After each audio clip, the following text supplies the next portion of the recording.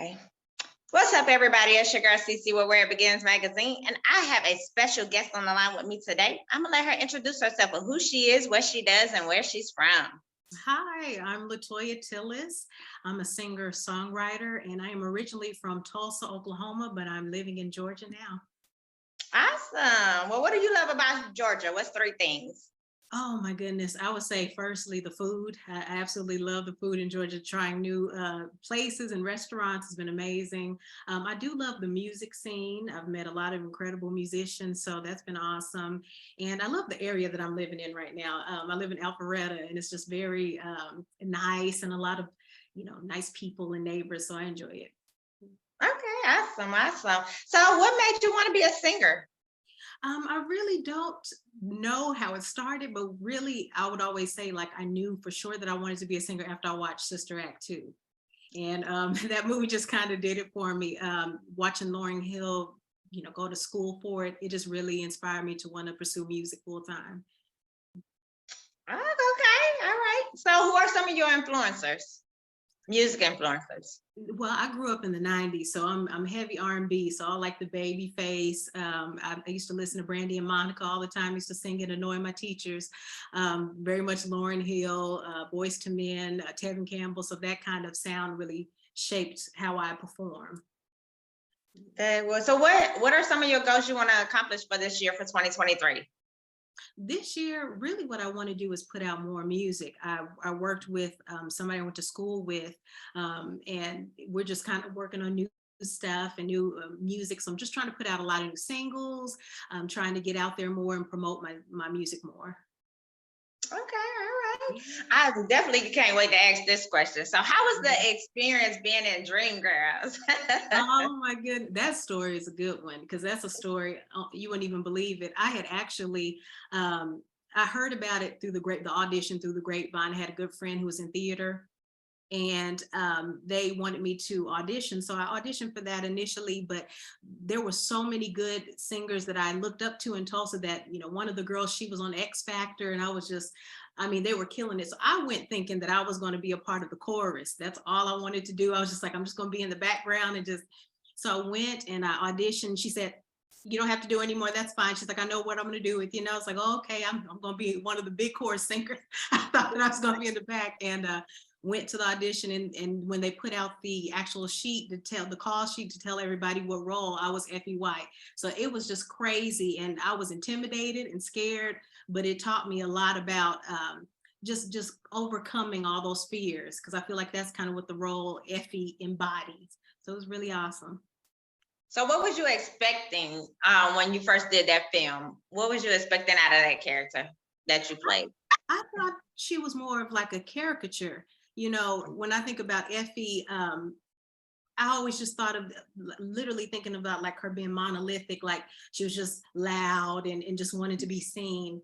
And when you do the character study and really do the breakdown, like the director told me, she was like, this is a person with a lot of insecurities, just like all the rest of, everybody, and she's overcompensating. So that's kind of what I really learned about her role, the humanity of who Effie White was and how I could relate to it. And I related a lot. I was like, oh, wow, she really is me, so it was awesome.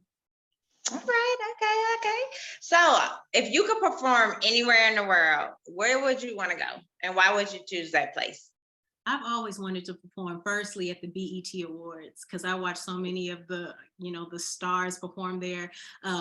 Really, Elle Varner is one of the ones that got me inspired to want to perform there. When I first saw her, I was like, oh, she kind of looks, I was like, we look similar, I can do that. So I wanted to perform there ever since I saw that. But any festival or a large venue, that's like the dream. Were they like 20,000 seater? I can't wait. So I can't wait to do that kind of stuff. Well, it's coming. You got to manifest it. It's coming your way. Absolutely. What has been one of your biggest accomplishments you've had so far in your career? I would say actually this competition, to be quite honest with you, this came out of the blue for me because I was just auditioning for fun.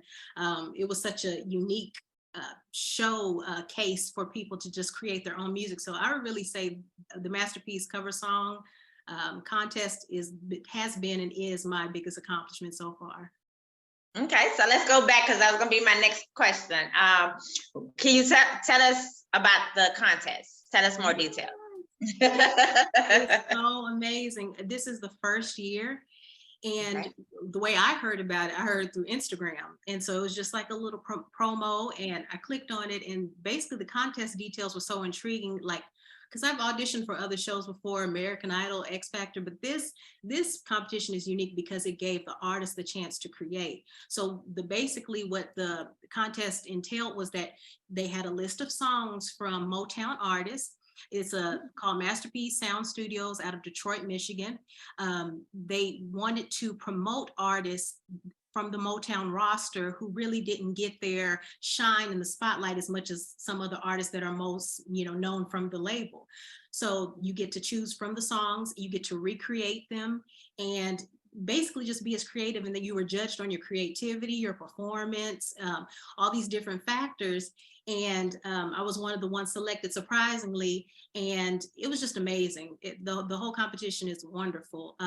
Celeste Moy is the one who's kind of heading it, and her sister Sylvia Moy, and her estate was the one that kind of inspired her. That's her sibling, and she was the one that wrote for Stevie Wonder whenever he was about to be released from Motown. So basically his voice was changing and they were going to let him go. And she was like, let me try. And she wrote the hit, Uptight, Everything's All Right, and kind of restarted his career.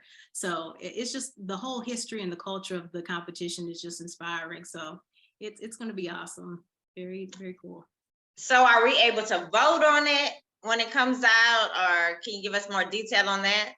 Well, the voting process was, I think, like the secondary process. We got to audition, which was our submission, like putting in our videos. And then there was a voting process that took place between a time period last year where like our family and friends could go on the website, the Masterpiece Studios website, and click and vote for the artists that they were wanting to win. So that process is over. Right now we're in the process of the actual showcase, which is going to be taking place in Detroit, Michigan at the Motor City Casino. And that's going to be April 20th. And the actual judges who are like songwriters from Motown are going to be able to vote. Okay, all right. Yeah. So being a music artist, what has been one of your biggest challenges? I think just overcoming my own fears and insecurities. I think really just, like I said, like the Effie character, really just believing in myself and just doing it to the point to where I'm not even thinking about other people, where I just shine and just let my gifts speak for themselves. That's what I'm working on now. So, So do you have any projects or any upcoming events other than the contest? I'm working my dream, my ultimate goal, I want to start a 5-piece all-female African-American band called Power. And that stands for empowerment and just trying to get us all together. So that's been a project that I'm working on, and I've been holding auditions here in Atlanta. And like I said, just putting out singles. I have a new single out with Darren Day. He's Morris Day's son. It's called Come Over. So just working on different projects and just trying to get out there. Oh, nice, and congratulations. Tell us more about your single and the motivation behind it. I actually reached out to him because I write, most of the songs that I write is very like empowering and girl power and things like that. And I wanted something, we put it out on Valentine's Day. I wanted something that was a little bit more, grown and sexy. So I went to him and he really did an amazing job. He wrote half of it, then I wrote the other half. So working with him, I was like, he had a great melody and an ear for it. So it came out really nice. So when you do your next album, are there anybody in particular you want to work with? Anybody you want to collab with? Like one of the dream people and I went to school with him too, is Kevin Ross. I think he's an amazing R&B artist right now. And I remember I was a freshman when he was a senior. We went to Berklee College of Music together, and he was doing big things even back then. He was like on 106 in Park, and all the people who were like gathered around him. So I would love to work with him. I think he's awesome. And Lucky Day, I would love to eventually work with artists like that. So awesome. Okay, all right. So what do you think is missing in today's music? I think, I really think that putting a lot of more musicality into it is kind of missing right now. I think that's why artists like Bruno Mars shine a lot. I think putting more like I said, diversity and musicality into music would make a world of a difference, and more of it being in the mainstream. But it's coming back. Like I love like Ari Lennox and Jasmine, so it's definitely coming back. Yes, I think it is too. But how do you feel that the internet impacted the music industry? Oh, it impacted it drastically because everything just came so easy. And I remember, I mean, I was a person that kind of used the streaming back then. It was like Shazam and all those stuff. So, you know, I think that getting it so quick and easy made the audiences and the, you know, the consumer want everything so fast, opposed to back in, you know, the day where albums were thought upon and, you know, it took time to develop. I just think everything is kind of going a little fast right now, but it works itself out, you know. We roll with the punches. So do you think that's an advantage or disadvantage when you talk about the internet and in the music industry? It's twofold. Like everyone says, you have the one side where it's a disadvantage because, you know, of course, of people taking your music and without paying for it and purchasing it. But at the same time, it's getting artists known quicker and faster and able to escalate and grow faster. So it's both. I got you. I got you. So growing up in this business, what has been the best piece of advice you ever received? I heard a person say, and it always stuck with me. And I don't think he said musician, but he said, but I always say musician. He said a regular musician practices until he gets it right. A professional musician practices until he can't get it wrong.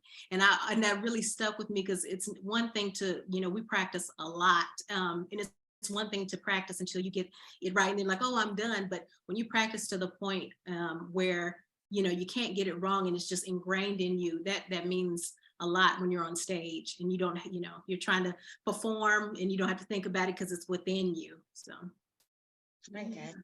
Usually I do a fun fact game where I give you 2 fun fact questions, but before I go on there, what is one fun fact about yourself? I love one fun fact about myself is that I love folk music. I think when my friends hear me listening like Mary Hopkins, and I love big band music like Shirley Bassey, so they think I'm a little out there, but I love it. I think music is music, so if I feel it, I'm gonna jam to it like it's the Migos. So I don't really Yeah, I got you. Okay, so I usually do this fun fact game where I ask 2 fun questions. So you ready? Yes.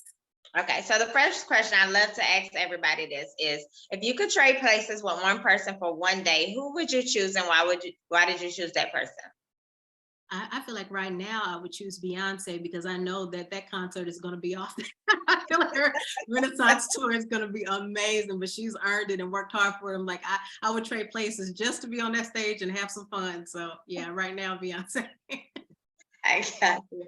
If you could have one superpower, what superpower would you choose and why? If I could have one superpower, I always say that I would want to teleport.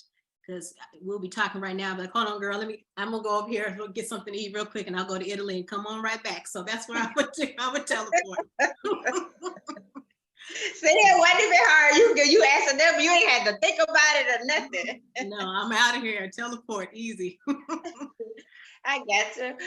What is one message you would like to tell your fans right now? I'm coming. I would like to tell my fans I'm coming. It's been a long road, but I'm still coming. I'm coming.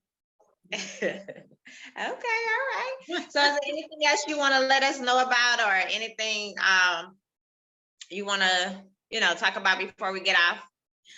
That I'm very excited for the show. Like I said, it's April 20th in Detroit, Michigan at the Motor City Casino. Tickets are available now on the website for the Masterpiece Studios website. And you can follow me personally on Instagram at Latoya Tillis Media. So yes, it will be a great show. I can't wait to see it. Is this show is going to be something like how they have all the other shows with the competition? It's not going to be like American Idol and things like that. It's going to be a little different. You know what's going to be really cool about this show is the fact that we're actually working with the producer right now. They have a full staff that we're working with, PR, producer, show director. So right now we're all working with the music producer and getting our tracks how we want it to be. You know, I don't know how the other shows do when they actually get on the live shows, but I think that that's a cool aspect that we can kind of tailor it to how we want it to sound. And then the judges, you know, of course, that aspect is going to be the same. We will be judged by, they haven't told us who they're going to be or what guests we're going to have. In addition, who we have is Omar Gooding hosting. Omar Gooding from Smart Guy and Baby Boy. So that's exciting, but they haven't told us any other special guests or who the actual judges. So we should be surprised, but those elements are a little the same. But the fact that we get to build it for ourselves. So when you hear it, it's coming from us and the producer, it's going to be really awesome. Awesome. Well, congratulations. Thank you. Thank you. Thank you. And then I hope you win the competition too. Hey, I'm claiming it. Manifest that. Yes. Thank Yes, you. yes. But I definitely want to say thanks for interviewing with me today. It's a pleasure to get to know you and I learned a little bit about you, your journey, and how you got to where you are today. So I wish you nothing but luck for 2023. And like you said, we manifesting you to win in April. And good luck. Thank you so much. Thank you. Thank you. You have a good one. You too. Okay.